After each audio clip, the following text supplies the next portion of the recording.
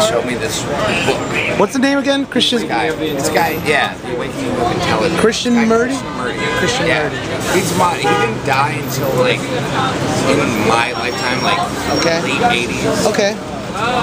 But one of the crazy things about this dude is throughout all his books, first of all, any book that you'll read, he never wrote.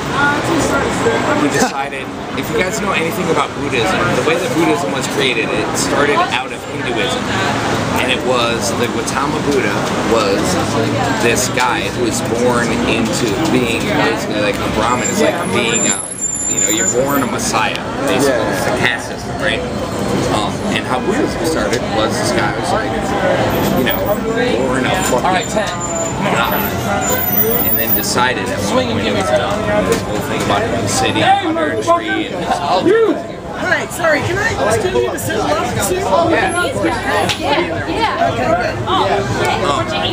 Anyway, Krishnamurti had a very similar thing. He was born in the Hindu caste system as a Messiah. And when he was about 10, these are the first books you can get.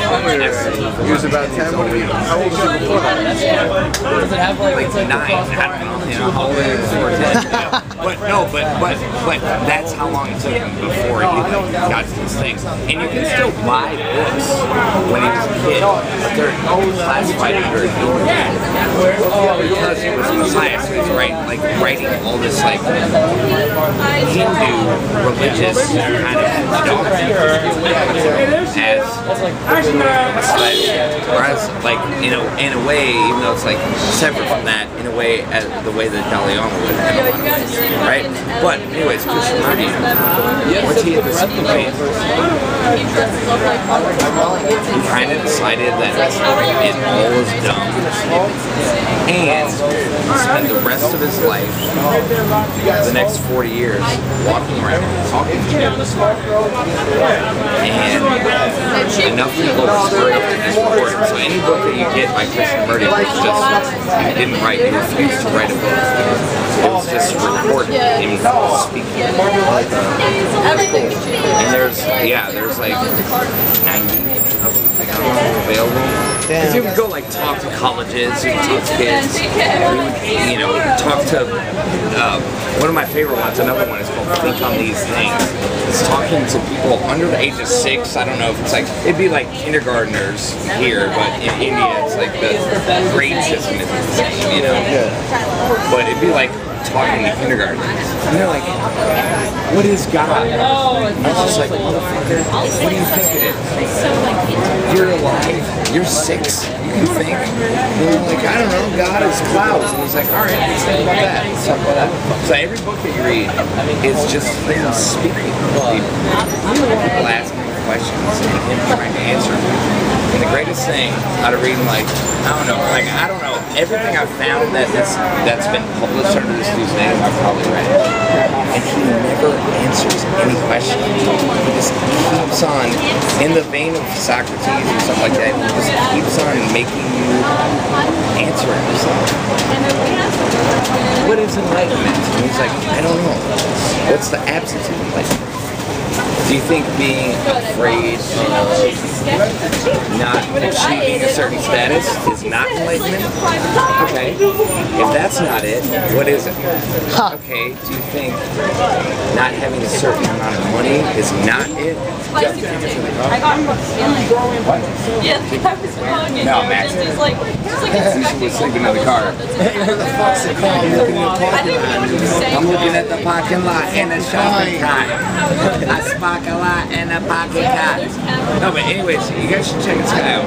So the 2 books are... The 2 that I mentioned was The Awakening of Intelligence. That's the first one I read. And that's the one that like flipped me out. I was 17 when I read that after I met the dude who suggested it. And it fucking, like, I didn't read. I was like a book nerd my whole life. I didn't read a fucking book until I was 26.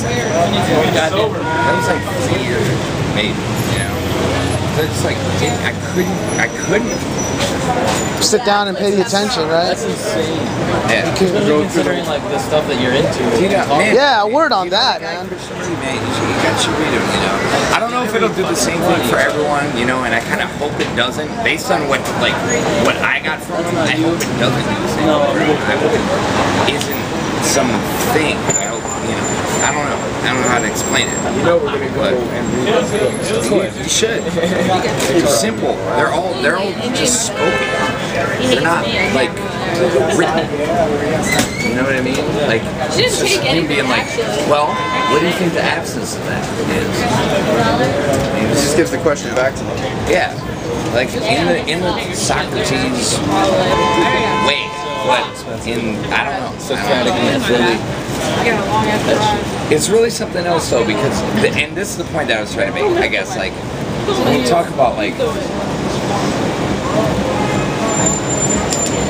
thinking this or that is great, or this or that is like what we initially were talking about was like what's influential and what's like the real deal. You know, I feel like that when you can see it in relation to everything else, that collapses on itself. You start to see that everything is real. Like really, there isn't a big difference between somebody asking you for a cigarette and somebody asking you to talk about what book. You know, like what are we asking? You know, kind of just see. And then it goes like there isn't a big difference between writing a song and writing the formula that helped us split the atom to create the atom bomb. Because externally or like superficially there's a difference. But alright, cool. Yep, see you in a sec, man. Drive safe, bro. Alright. Only superficially is there really a difference.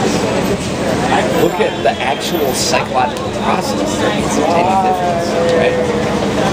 So then, that's where it starts to collapse on itself. It's like, what's the difference between good and evil, bad and good? All of it is the same psychological process. Just filtering. It's just your brain working. So you're never seeing the universe. You're never seeing truth. You're only seeing your brain's ability or inability to try to comprehend the truth. That's all you ever see is your own process. So you can ask like a small child before they even know like what's good and what's evil. You didn't. No idea. They'll just think of it. They'll just think of the answer. Right.